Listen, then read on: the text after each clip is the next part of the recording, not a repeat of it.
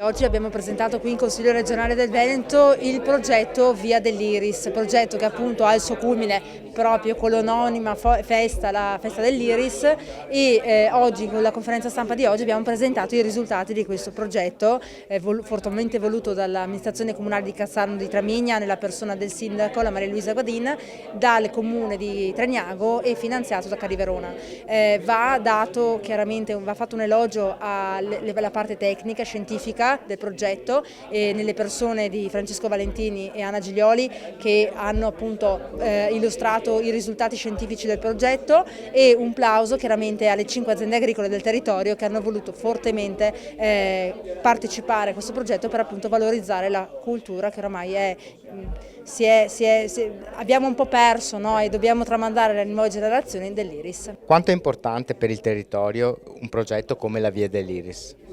È importantissimo perché serve per fare da volano proprio per portare un po' di turismo in questi nostri posti bellissimi dal punto di vista naturalistico e magari molto spesso poco conosciuti.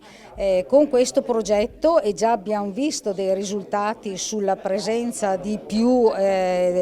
turisti, ciclisti, persone che vengono appositamente nel nostro territorio per ammirare le nostre bellezze, oltre che a degustare naturalmente i nostri prodotti tipici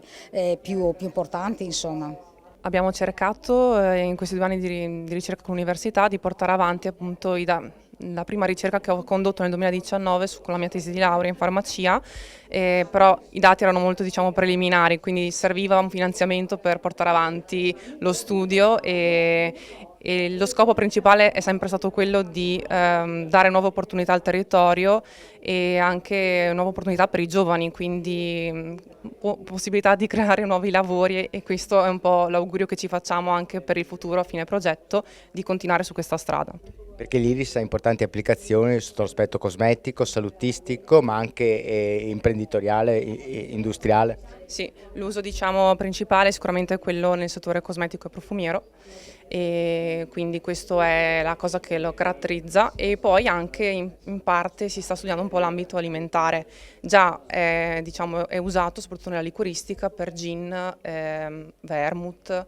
però ecco, magari nuovi usi, scoprire nuovi usi. Sostanzialmente quello che noi abbiamo cercato di fare è stata da un lato la realizzazione del percorso, che quindi parte come luogo simbolo dall'abbazia di Villanova in San Bonifacio, che è un'abbazia benedettina, è un punto, un fulcro di passaggio sulla Romea Strata,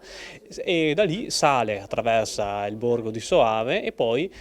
attraverso la campagna sale nelle colline per raggiungere Castelcerino, e poi sulla dorsale tra la Val Tramigna e la Val d'Alpone raggiunge il nucleo della Val Tramigna, che è Campiano, per poi scendere verso Tragnago, dove si conclude presso la chiesa parrocchiale di Tragnago. Il percorso, oltre ad essere stato tracciato e segnato, è stato appunto tracciato in GPS in modo da avere una traccia del percorso, e in parallelo a questo è stata fatta una mappatura sociale della Val Tramigna per avere una lista di tutte le aziende in realtà coinvolte nel territorio, che possono essere di interesse per visitatori e persone di passaggio. Oltre a questo sono state inserite anche notizie storiche, luoghi di culto o di interesse storico e artistico, nonché personaggi illustri che hanno caratterizzato il territorio.